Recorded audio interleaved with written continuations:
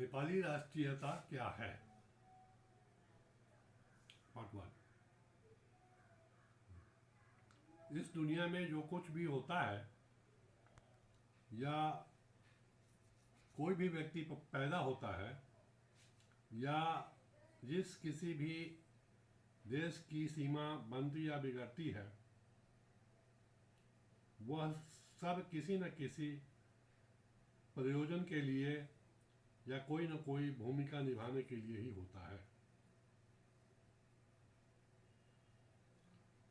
नेपाल का एकीकरण भी किसी प्रयोजन के लिए हुआ था।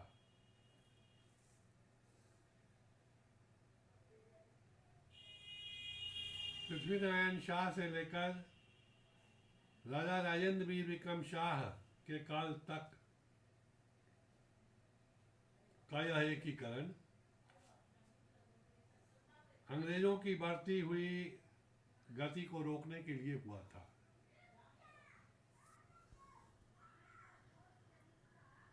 भारतीय राष्ट्रवादी राजाओं और धार्मिक हिंदू ब्रह्मवादियों द्वारा शाह वंश, जो कि भारत के ही राजस्थान से इस्लामी आक्रमणों से त्रस्त होकर भागकर नेपाल आए सिसोदिया वंश के वीर राजपूतों की एक शाखा है।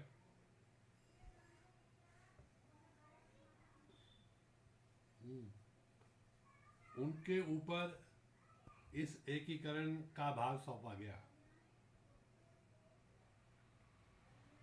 इसी नीति के तहत उन्होंने अपना काम शुरू किया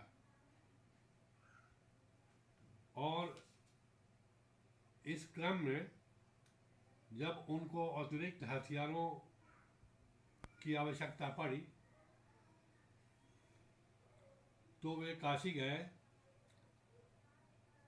जहां उनके अभियान को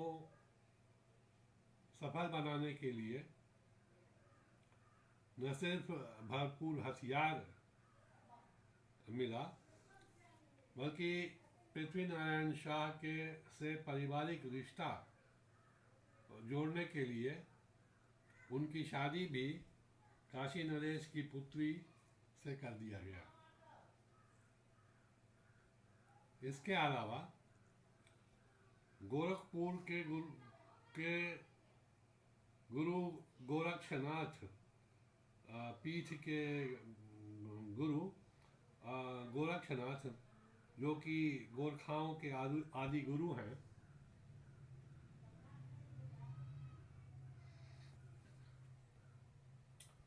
के द्वारा भी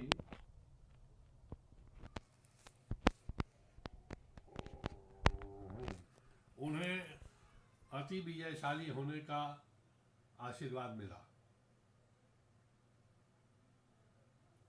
उसके बाद इनके बढ़ते हुए कदम को नेपाल के अंदर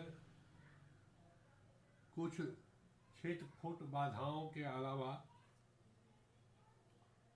और कोई नहीं रोक सका और उन्होंने अपने राज्य विस्तार में अपना समय लगाया। अपने राज्य विस्तार के साथ जब उन्होंने उसे व्यवस्थित किया तो सबसे पहले अपने देश में घुस आए ईसाई मिशनरियों और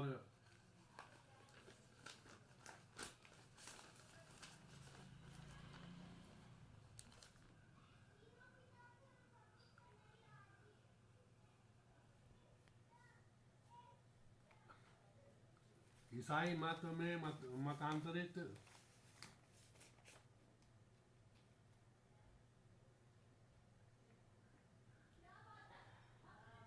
हुए ईसाइयों को देश से बाहर निकाला किया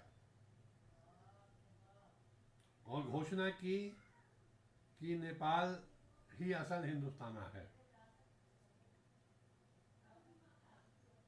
उनके अधूरे काम को उनके भाई बहादुर शाह ने पूरा किया, लेकिन बहादुर शाह के बाद नेपाल के राजा उतने पराक्रमी नहीं हुए और धीरे धीरे अंग्रेजों की नजर में आ गए।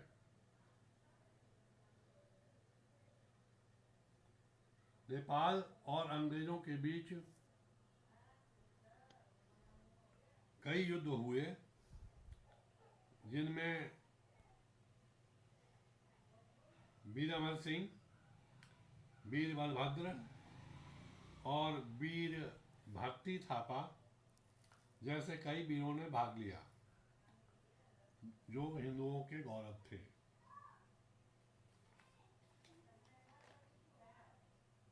अंग्रेजों द्वारा 1815 और 16 में नेपाल पर सीधा आक्रमण करने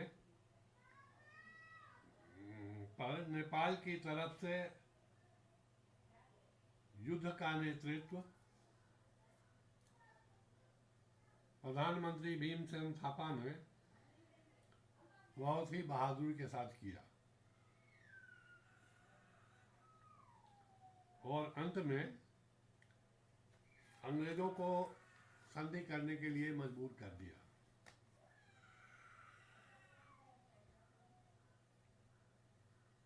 इस संधि को सुगौली संधि के नाम से जाना जाता है।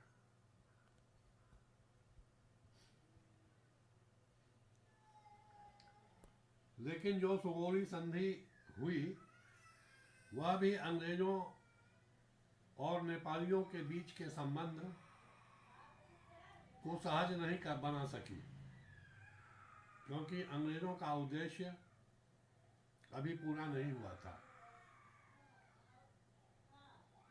उस संधि के तहत नेपाल अपने बहुत सारा भूभाग गंवाना पड़ा, जिसके चलते उस संधि के प्रति असंतोष होना स्वाभाविक था। लेकिन इस स्थिति का विश्लेषण किए बगैर